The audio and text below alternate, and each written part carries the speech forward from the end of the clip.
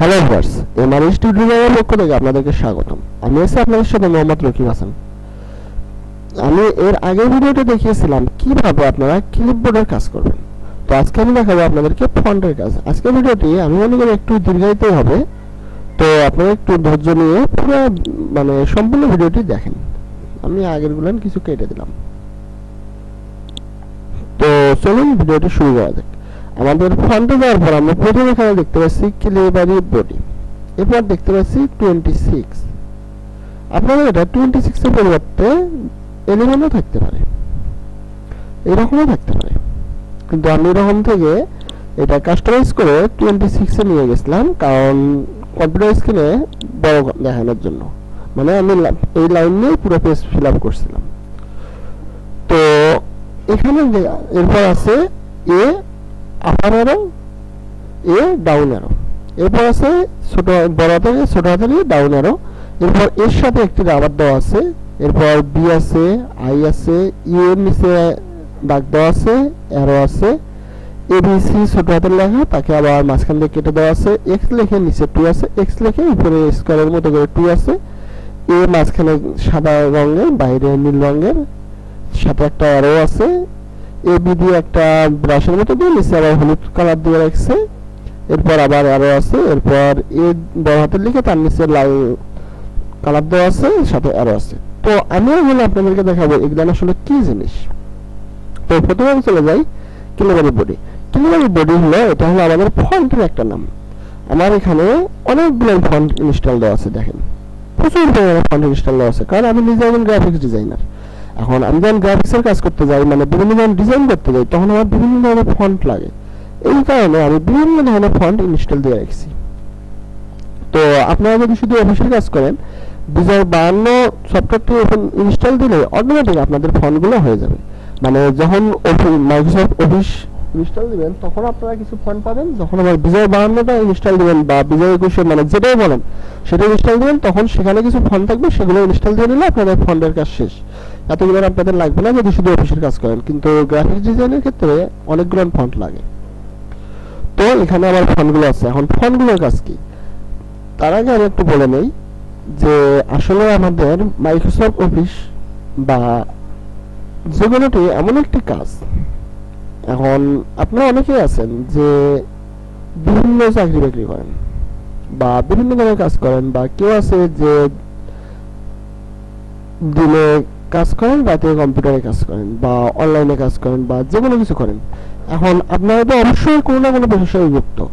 তা তো জানেনই যে কোনো পেশার সাথে যুক্ত থাকতে গেলে, ধরেন আপনি চাকরি করেন, চাকরির ক্ষেত্রে আপনার কি লাগছে, সর্বপ্রথম পড়াশোনা করা লাগছে, এবং তার সার্টিফিকেটের উপর ভিত্তি করে কিন্তু আপনাদের চাকরিটি হয়েছে।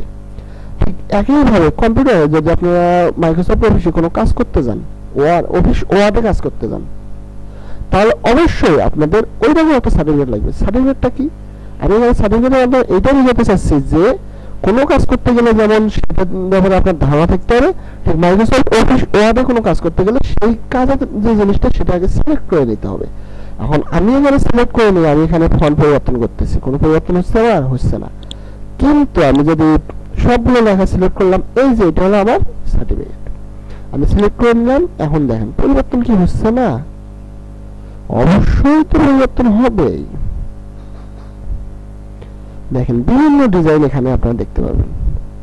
তো এই হলো ফন্টের কাজটা, ক্লিয়ার? আচ্ছা, এরপর আমরা ফন্টে আপনাদেরকে বলে রাখি, তা হলো মাইক্রোসফট অফিস ওয়ার্ডে হোক বা যে কোনো কিছু আপনি যদি লিখতে চান কম্পিউটারে, তাহলে অবশ্যই আপনাকে official font Times new Roman, ভালোভাবে মনে রাখেন। টাইমস নিউ রোমান ফন্টটা হলো এই যে এটা টাইমস নিউ রোমান, এইটা হলো আপনাদের অফিসিয়াল ভাবে ইংরেজি লেখার ফন্টের নাম। তাহলে আপনাদের প্রশ্ন আসতে পারে যে তাহলে বাংলা লেখার ফন্টের নাম কি? বাংলা লেখার ফন্টের নাম ঝ চন্দ্রবিন্দু বিসর্গ ডবল হ হু গ ও, মানে সুটনদনি এম জে। খেয়াল করেন এইটা হলো সুটনদনি এম জে, এই ফন্টটা হলো বাংলা লেখার জন্য। তো আপনাদেরকে বাংলা এবং ইংরেজি দুইটি ফন্টে আমি দেখে দিলাম। এরপর আমাদের আসতেছে সাইজ 26, এটা হলো লেখার সাইজ দেওয়ার জন্য। খেয়াল করেন লেখার সাইজ দেওয়ার জন্য আমাদের এইটা ব্যবহার করা হয়। আমি এখানে দিচ্ছি, আমার লেখার সাইজ হচ্ছে। এখন আপনাদের ধরেন এখানে আছে 72 পর্যন্ত, আপনাদের দরকার 105 দিয়ে দিলাম এখানে। ওকে, দেখেন এটা 105 ফন্টের লেখা। আগে ছিল এক পেজে মাত্র 3টি মাত্র লাইন, আর এখন দেখেন 3টা লাইনে 3 পেজে চলে গেছে। এই হলো 105 ফন্ট। আপনি যদি ফন্টটি ছোট করতে চান তাহলে এই যে ডাউন অ্যারো আছে এতে চাপ দিবেন, দেখেন লেখা ছোট হচ্ছে, কিন্তু যেটুকু আছে ওইটুকুই। আমি তো পুরোটা ছোট করবো, তাই না? তাহলে আমি আবারও 105 দিলাম। ওকে, বড় হলো।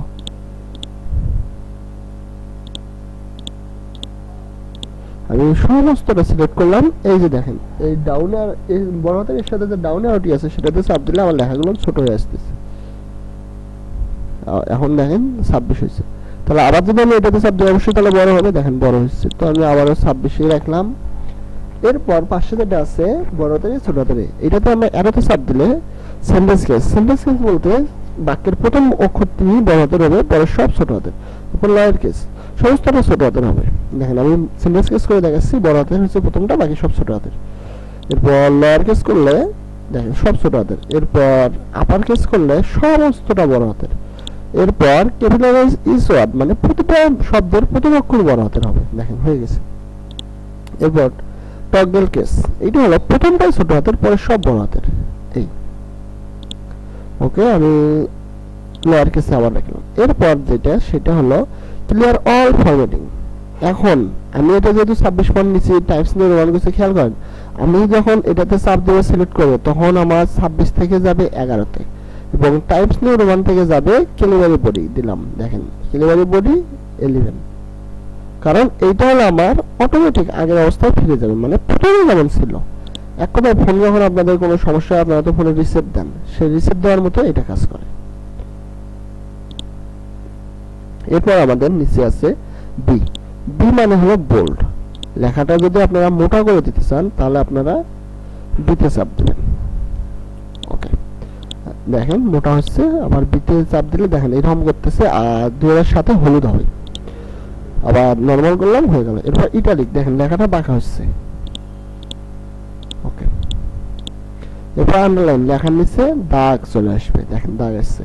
এখন সাথে যে অ্যারোটা আছে এর মাধ্যমে আপনারা আন্ডারলাইনে স্টাইল দিতে পারবেন। বড় আন্ডারলাইন না, আমি আন্ডারলাইন কালারটা দেখাই আপনাদেরকে। আমি লাল কালার করে দিলাম, না সবুজ করে দিলাম। দেখেন আন্ডারলাইন কালার হয়ে গেছে। একটু আন্ডারলাইন স্টাইলটা পরিবর্তন করে দিয়ে ডাবল লাইন দিয়ে দিলাম। ওকে, এরপর না আন্ডারলাইনটা আমি ক্লোজ করে দিলাম। এবিসির মাঝখান দিয়ে কাটা আছে, আমি এটা যদি দেই আমার সমস্ত লেখাগুলো মাঝখান দিয়ে কেটে যাবে। এরপর x2, x2 এর জন্য আমি একটা শব্দ সিলেক্ট করি। আমি এই শব্দটা সিলেক্ট করলাম, করে x2 ডাউন দেওয়া আছে, এতে চাপ দিলে আমার এই কুইক লেখাটা নিচে নেমে যাবে। একটু লাইন থেকে নিচে না, হালকা একটু নিচে। দেখেন এই যে ছোট হয়ে নিচে নামছে। ওকে, আবার স্বাভাবিক করলাম। আবার যদি আমি এই যে x2 উপরে দেই মানে উপরে চলে যাবে সেম ভাবে। ওকে, এরপর এটা হলো আপনাদের টেক্সটের মানে লেখার ইফেক্টের জন্য। এখন এইটা উইন্ডোজ না মাইক্রোসফট অফিস 2007 যদি যান তাহলে আপনারা এই অপশনটি এখানে পাবেন না। এই অপশনটি যেটা আপনাদেরকে এই যে অ্যারোটি আছে এখানে চাপ দিবেন, অথবা কন্ট্রোল ডি চাপলে আপনাদের এইটা আসবে। এইটাতে আপনারা পাবেন এই যে টেক্সট ইফেক্ট, মানে লেখার বিভিন্ন ইফেক্টগুলো দিতে পারবেন। এরপর এটা হলো লেখার ব্যাকগ্রাউন্ড কালার, মানে লেখাগুলো যে আমি লিখবো, সরি আমি পুরোটা সিলেক্ট করে নিলাম। আপনাদেরকে আগে বলছি যে এখানে কাজ করতে গেলে সমস্তটা সিলেক্ট করতে হবে। দিলাম, দেখেন লেখার পিছনে আমার হলুদ কালার হয়ে গেল। আমি যদি কালার চেঞ্জ করতে চাই অ্যারো থেকে যাবো, অ্যারো থেকে আমি যদি ব্ল্যাক দেই, সরি আমার তো লেখা সিলেক্ট না, ব্ল্যাক হয়ে গেল। আমি যদি এটাকে রেড দেই, দেখেন আবারও আমার সমস্তটা সিলেক্ট করে দিলাম, রেড হয়ে গেল। ওকে, এরপর হলো ফন্ট কালার। ফন্ট কালার, এখন লেখার কালার আছে কালো। আমি এখানে যদি লাল দেই, লাল সিলেক্ট করা আছে তো লাল দেই, লাল দিলে আমার লেখা এবং ব্যাকগ্রাউন্ড দুটো অ্যাড হয়ে যাচ্ছে। তো আমি তো এরকম লাল দিতে পারবো না, লাল দিলে তো আমাদের লেখা দেখা যাবে না। তবে অ্যারোতে চাপ দেবো, অ্যারোতে চাপ দিয়ে আমরা এখান থেকে কালার দিয়ে দেবো, তখন সাদা। সাদা দিলে অনেক ভালো দেখা যায়, তবে আমরা অটোমেটিক রাখবো, তাহলে আমাদের কোনো সমস্যা হবে না। যদি আমাদের ব্যাকগ্রাউন্ড কালারটা লালের পরিবর্তে আমরা এখন কালো করে দেই, দেখেন কালো আমরা দিলাম অটোমেটিক। ওকে, কালো দিলাম, আমাদের ব্যাকগ্রাউন্ডটা আমরা অটোমেটিক না দিয়ে এখন আমরা সাদা করে দিলাম। ওকে, দেখেন আমাদের এখন লেখাটা এইভাবে। তো এই ছিল আমাদের আজকের ভিডিও। যদি ভিডিওটি আপনাদের ভালো লেগে থাকে অবশ্যই ভিডিওতে একটি লাইক দিবেন। যদি ভিডিও সম্পর্কে আপনাদের কোনো মতামত থেকে থাকে অবশ্যই তা কমেন্ট বক্সে লিখে জানাবেন এবং অবশ্যই চ্যানেলটি সাবস্ক্রাইব করে পাশে থাকা বেল বাটনটিতে ক্লিক করে দেবেন নতুন নতুন সব ভিডিওর আপডেট পাওয়ার জন্য। ধন্যবাদ সবাইকে, ভালো থাকবেন।